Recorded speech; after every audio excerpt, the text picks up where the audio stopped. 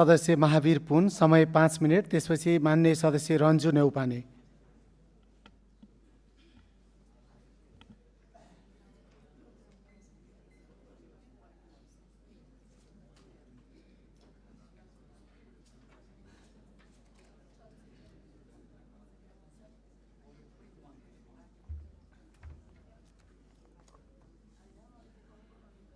माननीय सभामुखज्यू, यो समयको लागि धन्यवाद छ।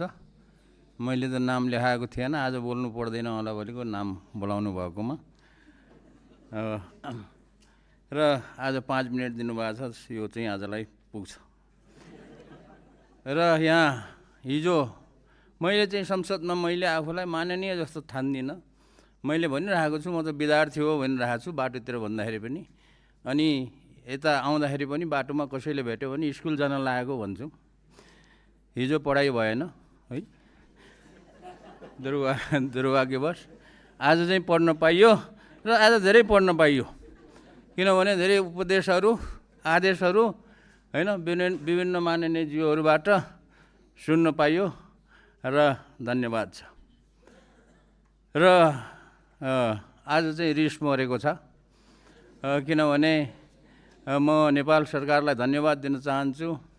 हिजोको समाचार अनुसार चाहिँ विज्ञान प्रविधि र नवप्रवर्धन मन्त्रालय भन्ने चाहिँ गठन गर्ने निर्णय गरेकोमा सरकारलाई चाहिँ म धेरै धन्यवाद दिन चाहन्छु। त्यहाँ एउटा कुरा छुटेको छ। कुरा के छुटेको छ भने विज्ञान प्रविधि अनुसन्धान तथा नवप्रवर्तन हुनुपर्ने अनुसन्धान भन्ने शब्द चाहिँ त्यहाँ चाहिँ छुटेको छ।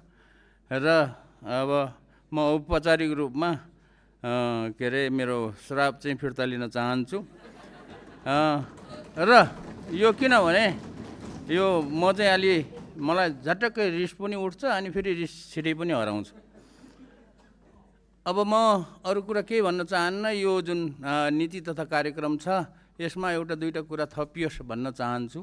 र त्यो थप्ने कुरा चाहिँ के हो त भन्दाखेरि अब मन्त्रालय त गठन भयो, मन्त्रालय आफैले त काम गर्दैन। मन्त्रालय सञ्चालन गर्नको लागि त्यसमा निश्चित बजेट चाहिँ आउनु पर्यो। त्यो निश्चित बजेट भनेको मेरो चाहिँ अहिले कति वर्ष भयो, 3-4 वर्ष भयो, मेरो अडान के छ त भन्दाखेरि पुँजीगत खर्चको 1% होस्। यो पुँजीगत खर्चको 1% बजेट छुट्याउने व्यवस्था गरिनेछ भनेर यो चाहिँ उसमा चाहिँ यो नीति तथा कार्यक्रममा आओस् र त्यही अनुसारको बजेट छुट्याओस्। अब त्यतिले जति पैसा आउँछ अब जति सकिन्छ त्यो चाहिँ गरौँला। यो किन भनिरहेको छु भने विकसित देशहरूले इजरायलले आफ्नो GDP को 5% बजेट रिसर्च एन्ड डेभलपमेन्टमा खर्च गर्छ। कोरियाले 4.5 यस्तै गर्छ। अनि विकसित मुलुकहरूले अमेरिकादेखि लिएर बेलायत, जर्मन, अरू जापान यिनीहरूले 3% GDP को 3% खर्च गर्छ अनि उनीहरू विकसित भएको हो। हामीले GDP को 1% पनि कल्पना गर्न सक्दैनौँ, किनभने GDP को 1% के अरे खर्च गर्ने यो अहिले हामीले नीति ल्यायौँ भने यो हामी चाहिँ डुबे जस्तो हुन्छ। त्यसैले GDP को पनि छोडिदिउँ, यो चाहिँ पुँजीगत खर्चको 1% भन्ने राखौँ। यो कति महत्त्वपूर्ण छ भन्ने कुरा म तपाईँहरूलाई सामसुङ इलेक्ट्रोनिक्सको एउटा उदाहरण दिन्छु। सामसुङमा चाहिँ ठुलो कम्पनी हो, त्यहाँ धेरै किसिमको कामहरू भइरहेछ।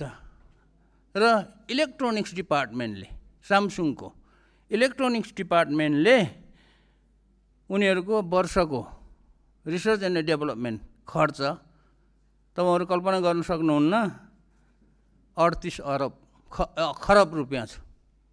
मोटामोटी नेपालीमा भन्ने हो भने 38 खरब रुपियाँ सामसुङ कम्पनीको 2025मा उसले खर्च गरेको। जहाँ कि अहिले हामीले अर्थमन्त्रीज्यूले बजेट बनाउँदै हुनुहुन्छ, हाम्रो मैले मोटामोटी सुन्दाखेरि हाम्रो यो वर्षको आर्थिक वर्षको बजेट चाहिँ 19 खरब रे है, हाम्रो भन्दा डबल रिसर्च एन्ड डेभलपमेन्टमा। त्यसैले यो कुराहरू विचार गरियोस्। र एउटा कुरा म के भन्न चाहन्छु भने शिक्षामा सुधार गर्नको लागि चाहिँ माध्यमिक शिक्षामा अहिले 2056 सालदेखि शिक्षाको दरबन्दी बढाइएको छैन। राहत कोटा के कोटा भनेर चाहिँ करिब 45,000 शिक्षकहरू छन्, त्यसलाई चाहिँ कोटामै बदलियोस् र तिनीहरूलाई चाहिँ गरियोस्। किनभने राहतमा कोटामा बसेको टिचरले राम्रो पढाउँदैन, किनभने उहिले अर्को जागिर खोजिरहेको हुन्छ, बाँच्नको लागि अर्को उपायहरू खोजिरहेको हुन्छ। त्यस कारणले त्यो गरोस्। र यो चाहिँ फेरि अर्को कुरा के हो भने मधेसमा खास गरी मैले देखेको, म आफै मधेसमा 4 महिना घुमेको छु मेरो किताब बेच्न, 8वटै जिल्लामा घुमेको छु। र मधेसमा तपाईँहरू थाहा पाइसक्नुभयो कि छैन, मधेसमा चाहिँ के छ त भन्दाखेरि कुनै पनि जिल्ला 8वटा जिल्ला के अरे शिक्षित भनेर घोषणा भएको छैन, साक्षर भनेर घोषणा भएको छैन। त्यस कारणले त्यसको लागि चाहिँ कुनै न कुनै काम चाहिँ योजना चाहिँ नीतिहरू आओस् भन्ने चाहिँ म चाहन्छु। र अन्तमा म के भन्न चाहन्छु भने प्रधानमन्त्रीज्यू यहाँ आउनु भएन, हामीले पनि उहाँलाई ल्याउने कोसिस गरिरहेका छौँ, अनि उहाँ पनि नआउने कोसिस गरिनु भएको छ। यो हाम्रो आन्तरिक कुरा होस्, भोलि चाहिँ यो कुरा चाहिँ इन्टरनेसनल मिडियामा गयो भने के होला त्यो कुरा चाहिँ सोचौँ क्या। किनभने इन्टरनेसनल मिडियामा प्रधानमन्त्रीज्यू उहाँलाई चाहिँ के कति उसमा चाहिँ एकदमै हुनुभएको छ, प्रख्यात हुनुभएको छ। फेरि त्यो जुन ख्याति प्राप्त गर्नुभएको छ, उहाँले यति चाहिँ विचार नगरिदिँदाखेरि फेरि त्यो ख्याति चाहिँ कता जान्छ कि हाम्रो चाहिँ होइन। नसुनेको भए त ठिकै छ ल, प्रधानमन्त्रीज्यूले नसुने त अहिले इन्टरनेसनल मिडियाले केही नगरे त ठिकै छ, गऱ्यो भने केही हुन्छ कि भन्ने मलाई एकदमै मनै डर लागेको छ। ल, धन्यवाद।